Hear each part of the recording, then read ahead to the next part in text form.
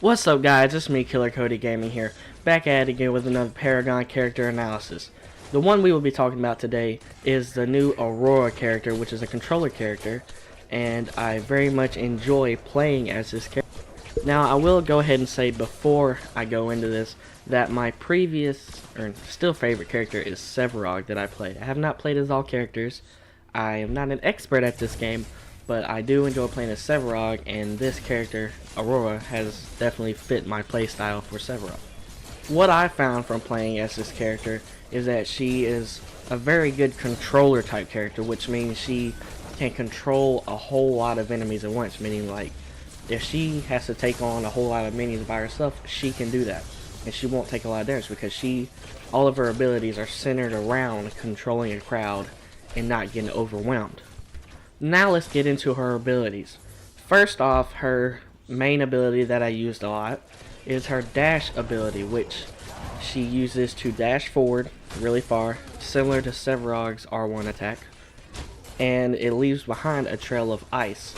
And what that does is it creates like a type of barrier.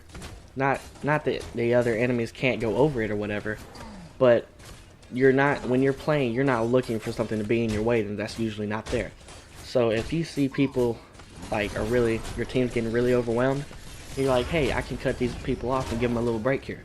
So what you do is you use that square power and you dash through there. You do damage, but you also push enemies away from you, and you create this short little barrier that they don't expect to be there, and it confuses them for a second, and that is usually beneficial to keeping your longevity of your allies, keep them alive a little bit longer.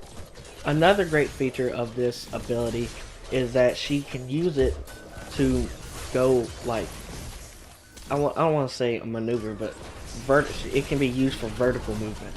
Like say if you're next to like one of the stairways that you have to like go around up the stairs or whatever, you can't like up here, right, what you see on screen right now, on those ledges or whatever, you can use that dash ability and you can go straight up it. Like if you use it in that direction, it will shoot you right across it, and you can let it stay there until it melts itself, which is a few seconds for your allies to walk up it if they're following you. Or you can press the square button again, it will dissolve it if you're trying to get away from an enemy quick. I later use this in this gameplay footage that you see. I will later use this in the late game, and you will see that at that time. Another one of her abilities is the one which allows you to evade away from people, which she jumps up and backwards at the same time while leaving a clone behind her, similar to Sub-Zero clone. And this is used usually when you're getting overwhelmed, when you can't control the crowd and you're really getting beat on, you taking them hits, you losing the health. Use that R1 ability, and she jumps up and backwards and leaves a clone, and any minions that are near it will attack that clone. Even if they're already attacking other minions, they will flock to that clone and they will fight the crap out of that clone. And it just sits there, and then that allows you to get away, allows you to take advantage of them not paying attention to you, and you attack. It opens up a whole area of possibilities for you to take advantage of that ability.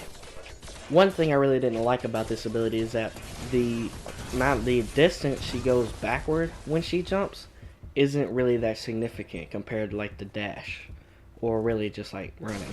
Because I mean, she jumps up and then like goes back a little bit, which isn't really that much.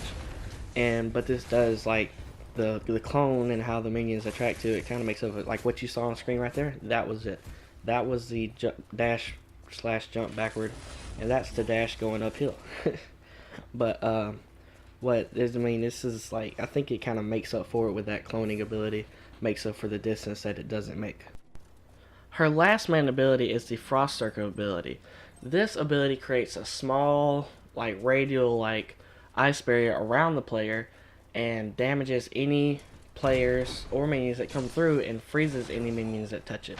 It is very useful for stopping minions from getting to you for a short time. If you, for instance, are attacking a tower, and then you see a horde of minions coming your way, and you like right at the end of getting that tower, you need those extra few seconds, so you use that circle ability, and it stops them from getting to you for a few seconds. I found this very useful in my game here. You see me like right there, you saw me use it. I use it very many times. If you want to, you can also use it to hit enemies if you aim it just right. Lastly, Aurora's ultimate ability is used to freeze any enemies, including minions and players, in the immediate area or vicinity. Similar to Gideon's attack, which is black hole to suck all of them in and damage them, hers bursts outward and freezes and damages any players or minions it touches. This is very useful if you want to just completely stop a fight, which is, I find, very overpowered in my opinion, because you could just stop everything.